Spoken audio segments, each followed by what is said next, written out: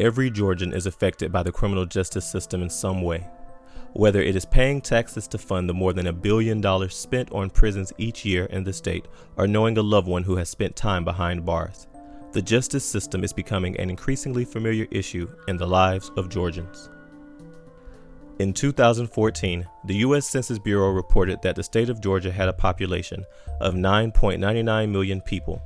According to the Georgia Bureau of Investigation in 2014, 2.6 million people have a criminal record on file with the Georgia Crime Information Center.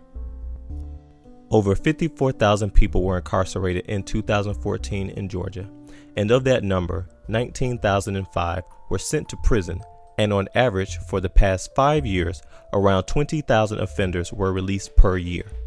7 in 10 of them do not have their high school diplomas.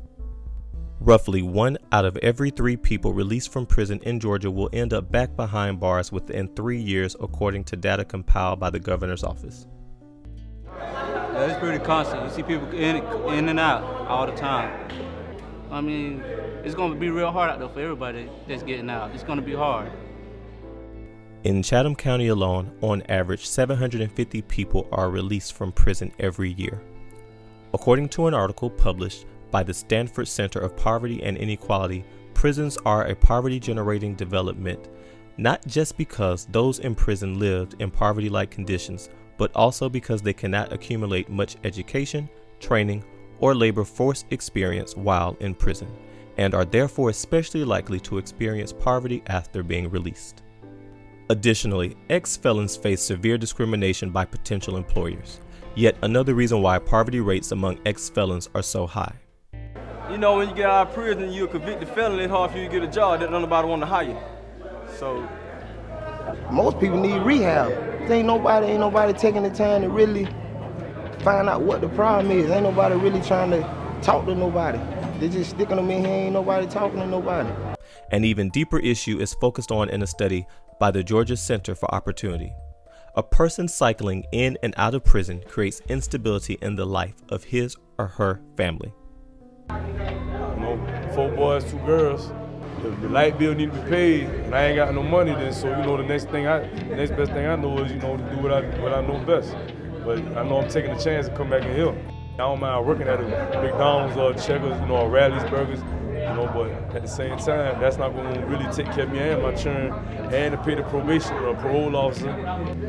Yeah, I mean, it's going to take time, but at the same time, if I can't get a good job to take care of me and my children, then, what else I'm left with to do, Furthermore, this study showed that 60% of inmates in Georgia are parents, and a number of these parents have been incarcerated more than once.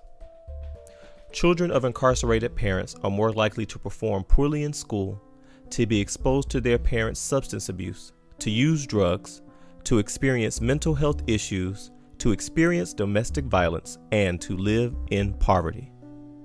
Yet multiple studies show that if people returning home from prison find jobs, they are less likely to end up back behind bars. Recidivism refers to a person's relapse into criminal behavior, often after the person receives sanctions or undergoes intervention for a previous crime. While the state of Georgia reports a recidivism rate of 30% over the past decade, determined by the number of offenders who are reconvicted within 3 years of release, the actual recidivism rate is closer to 50%, taking into account the number of people who commit a technical violation while on probation and parole, as well as the number of offenders who recidivate after the standard 3-year time period.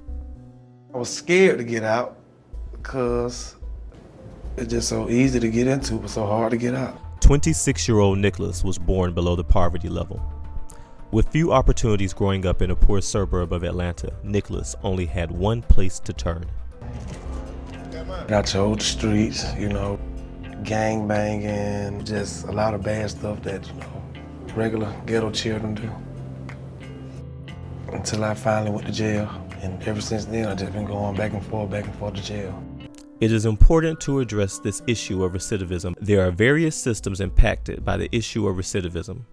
Those systems are public safety, the taxpayers, and families. Public safety is affected because released offenders who continue to have unaddressed crime-producing needs are likely to re-engage in criminal behavior and place themselves, their families, and their community at risk. Recidivism places a heavy burden on taxpayers.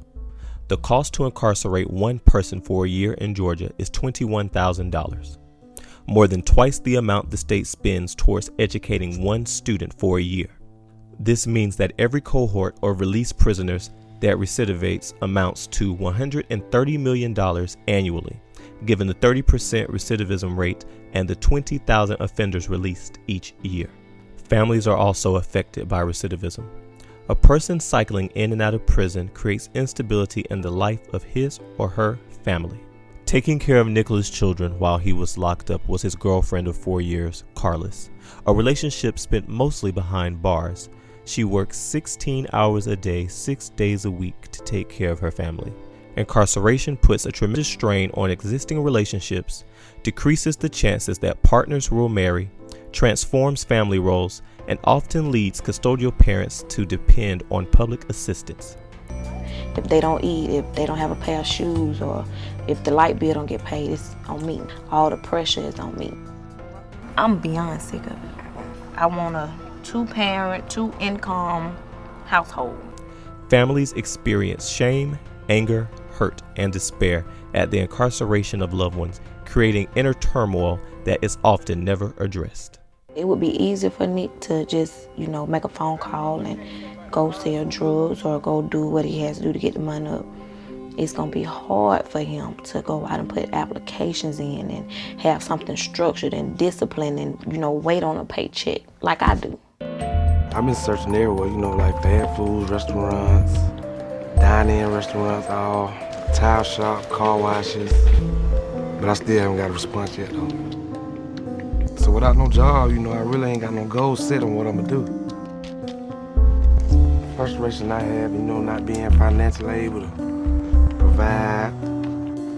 Yeah, I done had thoughts about getting back in the streets, selling dope, doing all kind of stuff just to get money. I ain't put my hands on a piece of dope yet. Not yet. Strategies to address this issue and aid ex-offenders through reentry is to create a program that focusing on continuing and completing education, skills and job training, entrepreneurship training, counseling services for social and other issues, housing assistance, and job searching.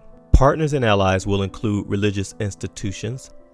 Another help would be the Reentry Partnership Housing Program. This program provides housing to convicted felons who remain in prison after the parole board has authorized their release due solely to having no residential options. The goal of the program is to provide short-term financial assistance to help stabilize an individual's reentry process to enhance his or her ability to remain crime-free.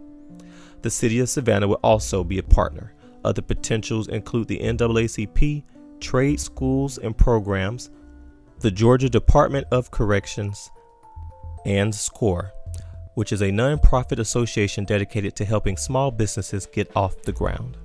According to the State of Georgia's Governor's Office of Transition, Support, and Reentry website, agencies such as the Georgia Department of Economic Development, Technical College System of Georgia, Georgia Department of Human Resources, Georgia Department of Labor, Georgia Vocational Rehabilitation Agency, Georgia Department of Human Resources, Georgia Department of Labor, Georgia Vocational Rehabilitation Agency, Georgia Department of Human Resources, Georgia Department of Community Affairs, and the Georgia Department of Behavioral Health and Developmental Disabilities are already aiding different programs statewide and are interested in aiding more to continue to help decrease recidivism in the state of Georgia.